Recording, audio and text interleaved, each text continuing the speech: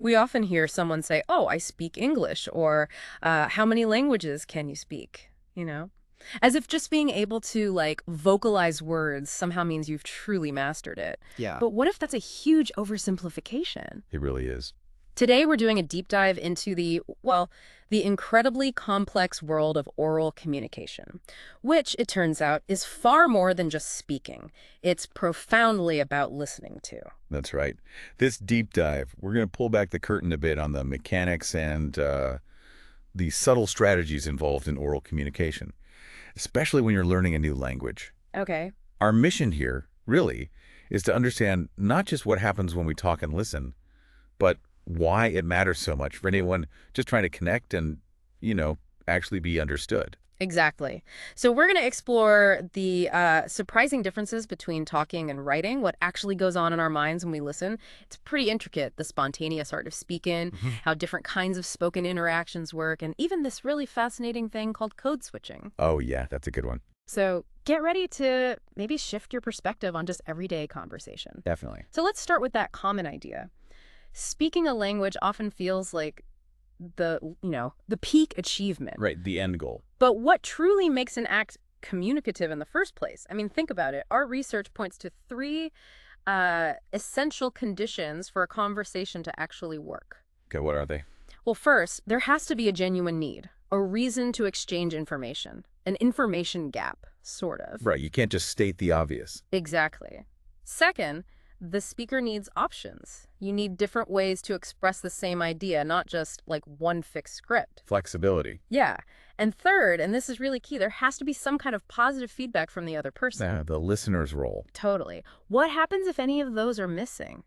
Imagine trying to chat when you have absolutely nothing new to say, or if the other person just stares blankly. Yeah, no response. The conversation just stops, grinds to a halt. It's a really powerful way to frame it, actually.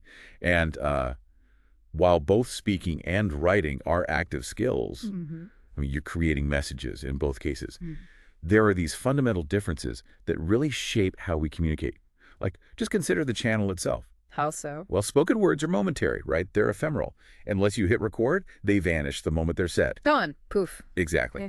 But a written text, that tends to be permanent. You can always go back, reread it, study it. That's a huge distinction. You can really pour over a text, but a spoken sentence just disappears. Precisely. And then there's the complexity.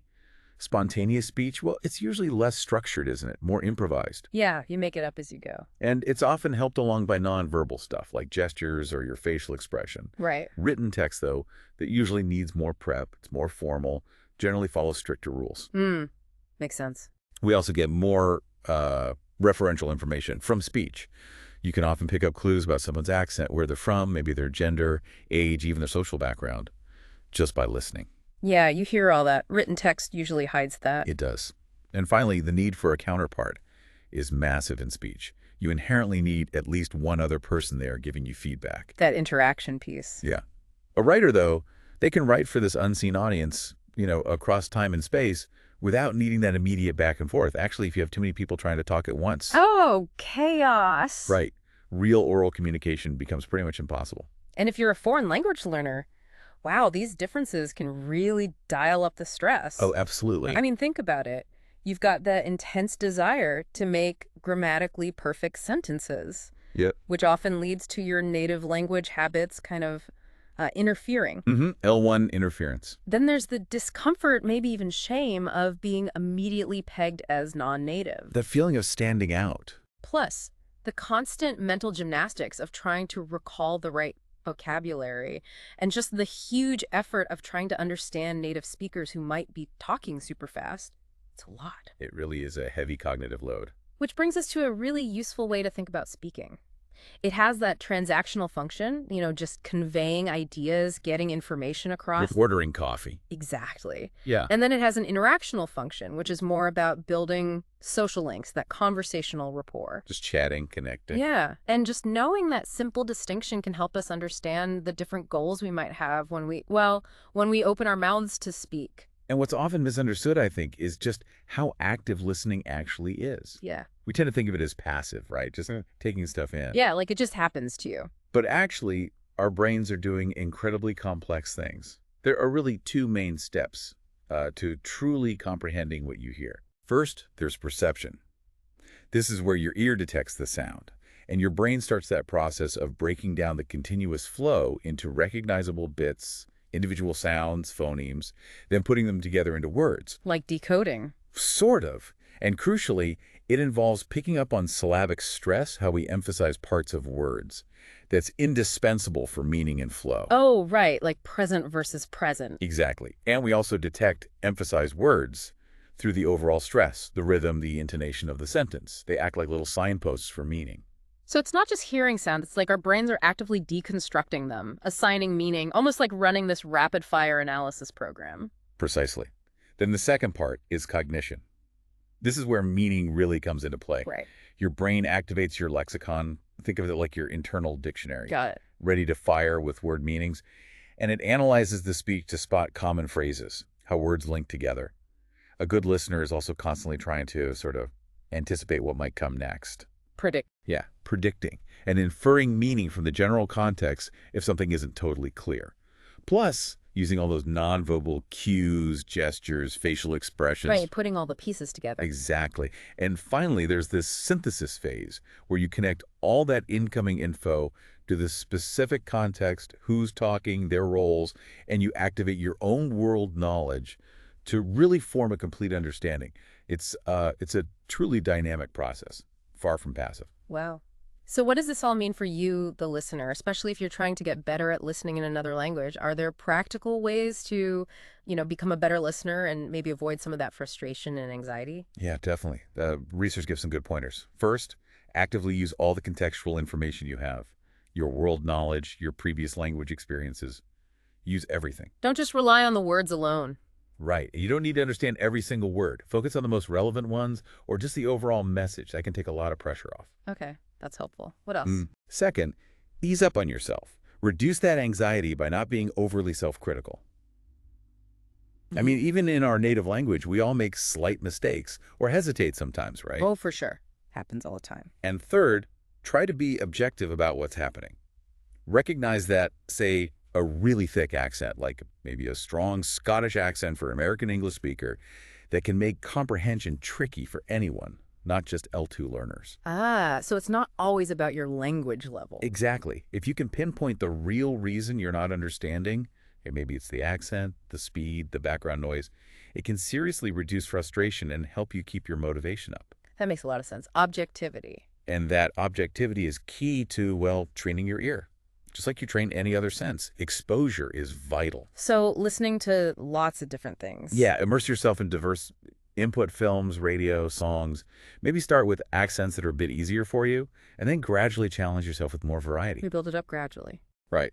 And when it comes to more structured listening practice, there's a pretty effective three-step approach. You see it in classrooms, but self-learners can use it too.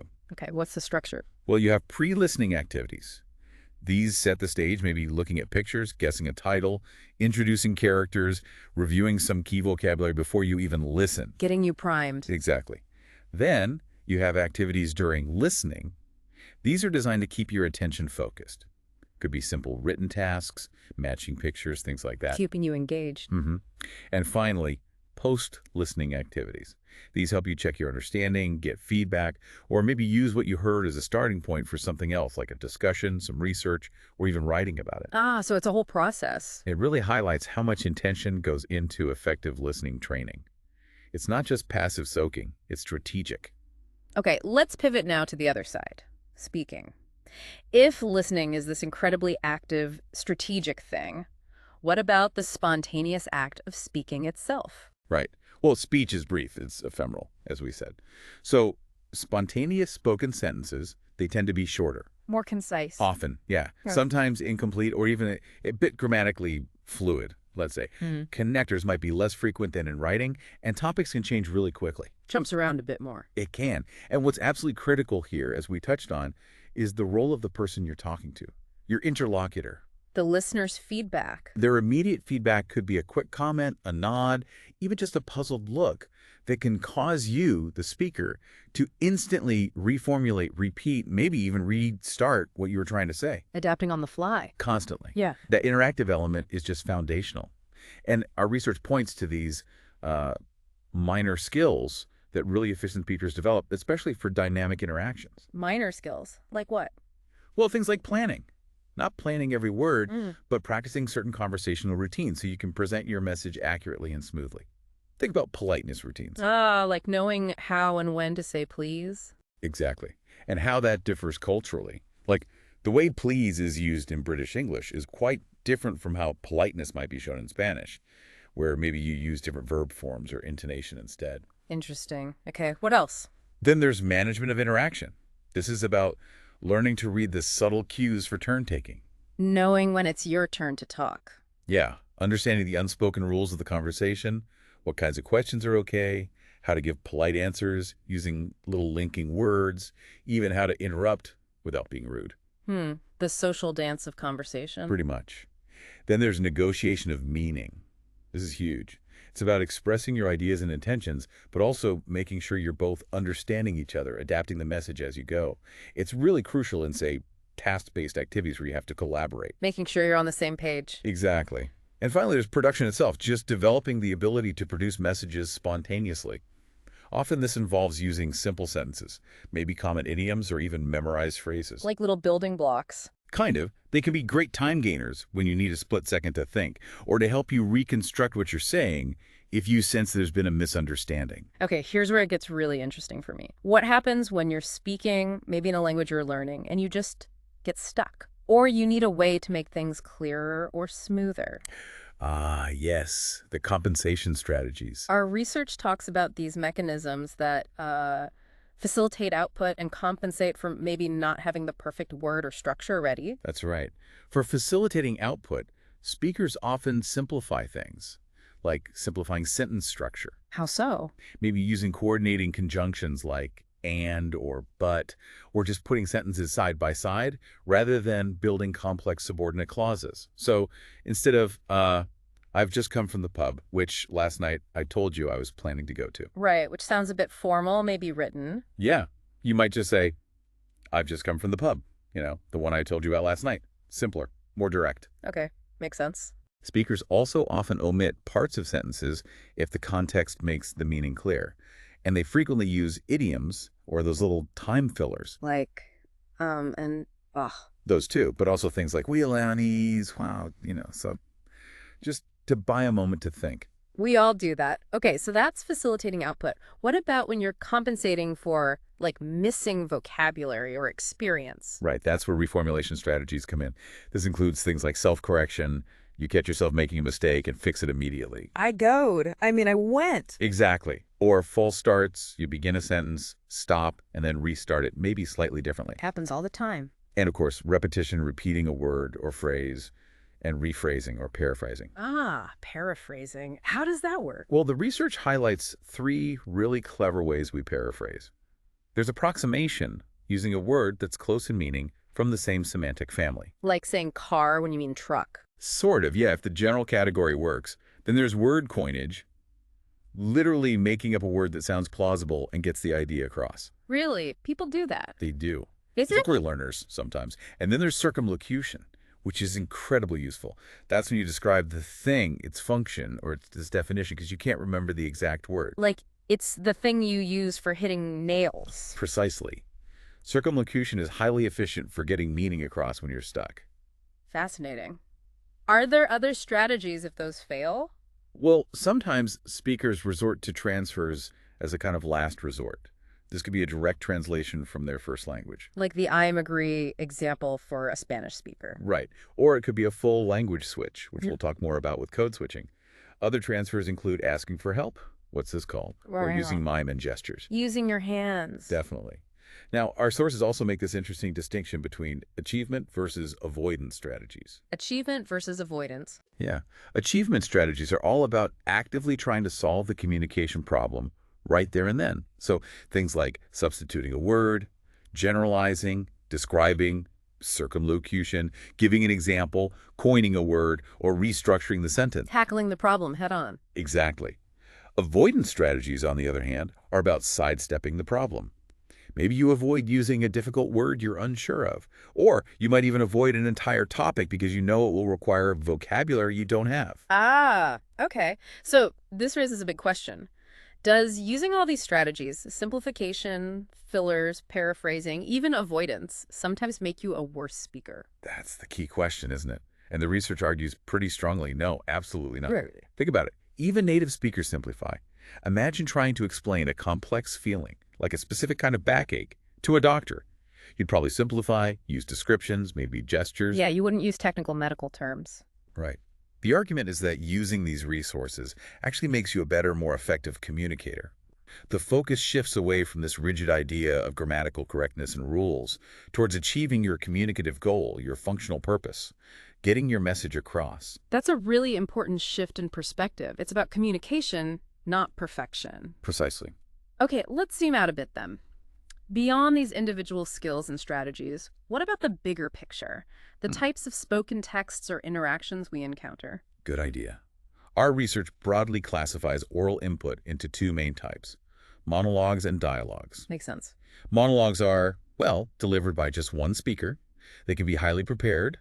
Think news bulletins, political speeches, university lectures. Formal stuff? Often, yeah. Right. Or they can be more improvised, like maybe a teacher giving a quick announcement to students. Right. Now, monologues present their own unique challenges. They generally demand high linguistic precision, right? You need clarity, conciseness, exact vocabulary, a coherent structure. And usually, there's no immediate way to go back and clarify if someone didn't understand. High stakes? Can be. And then there's the inhibition, the stress, the fear of public speaking. That's tough, even in your first language. Tell me about it. So practice is just absolutely key. And another issue can be that silence for not knowing what to say. It really highlights the need for attractive, stimulating topics and maybe good scaffolding, like using pictures or film clips to support the monologue. Giving the speaker something concrete to talk about. Exactly. Now, dialogues involve that exchange of messages between more than one person. Back and forth. Right. And this is where that distinction between transactional and interactional functions becomes really useful again. Okay, refresh my memory. So transactional dialogues have a clear primary goal, getting or giving specific information. Like ordering food, asking for directions. Perfect examples. Once the information is successfully exchanged, the main purpose of that interaction is basically fulfilled. There might not be any further interaction needed. Got it. Transaction complete. Then you have social dialogues. Here, the main objective is establishing or maintaining social connections. Just chatting with friends, colleagues. Exactly. Casual conversation. Now, information might be exchanged, of course, but it's generally serving that broader social goal of building rapport, strengthening relationships. So it's less about the info itself, more about the connection. Often, yes. And it's really important to remember that in real life, most conversations aren't purely one or the other. Transactional and social functions often blend together seamlessly within a single dialogue. Yeah, you might order coffee, transactional, but also have a quick friendly chat with the barista, social. Precisely. They mix all the time. Okay, now for something you mentioned earlier that sounds really fascinating and maybe challenges some deeply ingrained ideas about language learning. Code switching. Ah, yes, code switching. I know many teachers and students, too, still kind of hold this belief that your native language and the language you're learning must always remain completely separate, like oil and water. It's a very common view, but Yeah. yeah. If we look at the bigger picture, what real bilinguals do in natural everyday contexts, they very often seamlessly integrate words or expressions from one language into a sentence that's mostly in the other language. So mixing languages within a sentence. Essentially, yes. But it's defined more technically as the grammatical use of words or expressions from one language within a piece of discourse primarily uttered in another. Grammatical use. That sounds important. It is. It's crucial to distinguish code switching from just a simple language switch. That happens when maybe a non-bilingual learner doesn't know a word in the target language and just throws in the native language word because it's better than saying nothing. Right, like a gap filler. Kind of. Right. Code switching, in contrast, is typically a feature of proficient bilinguals. It's often a deliberate choice, and it follows grammatical rules. Okay, so it's not random mixing. Can you give an example? Sure. The research gives examples like a Spanish speaker in an English context saying something like, me ha costado 2 pounds.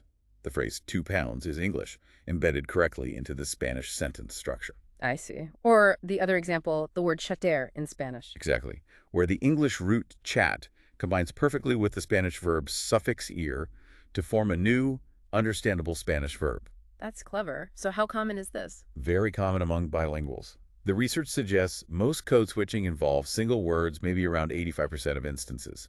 Then short phrases make up about 10%, and switching whole clauses is rarer, maybe 5%. Mostly individual words, then. Mostly. And again, it's not random. There are grammatical constraints. You respect the grammar of both languages at the point of the switch. So you might hear, mi he comprado, a very cool t-shirt that works grammatically, but you wouldn't likely hear, mi he comprado una very cool camiseta, because una and very cool clash grammatically there. Ah, okay, so there are rules, even in the mixing. Definitely. It's a structured phenomenon. And the key takeaway is that code switching is very frequent, it's natural, and it's actually a characteristic of proficient bilinguals. It's not a sign of being bad at either language. So it's not a mistake. Not at all. In fact, language educators can actually benefit from understanding it, maybe even using it strategically.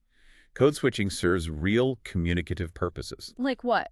Why do bilinguals do it? Well, it's often used to highlight a specific idea or perhaps an emotion that feels more accurately expressed in one language, or to discuss topics where one language just has richer vocabulary or concepts readily available. Like talking about tech in English, even if you're speaking Spanish otherwise. Could be.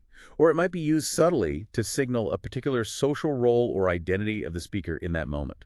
Interesting. So this really flips the script. It raises the question. Could actively trying to stop bilinguals from code switching actually end up blocking communication rather than helping it? That's exactly the provocative question it raises. For proficient bilinguals, it's a natural tool in their communicative toolkit. Right. Restricting it might be counterproductive. Wow. Okay, we have truly peeled back the layers today. We've dived deep into this dynamic, multifaceted world of oral communication. We've gone from the complex mental gears turning during listening to the spontaneous strategies we use when speaking, explore different kinds of interactions, and even this natural blending of languages in code switching. It's clearly so much more than just talking or hearing. Absolutely. And I think what's truly transformative here, what's fascinating, is realizing that understanding these underlying mechanisms and strategies like using those clever compensation techniques or even embracing code switching if you're bilingual, it actually empowers you to be a more effective communicator. Not just a more correct one. Exactly. Not a less correct one because you paraphrased or used a filler. It's about recognizing that adaptation, connection, even making a few errors while you're striving to communicate. That's all a vital, normal part of the learning process and the communication process itself. That's such a powerful takeaway. It's about the goal. Connection. Connection and function. So here's a final thought for you, the listener, to mull over. The next time you're deep in a conversation, whether it's in your native language or one you're learning, just take a moment and consider this.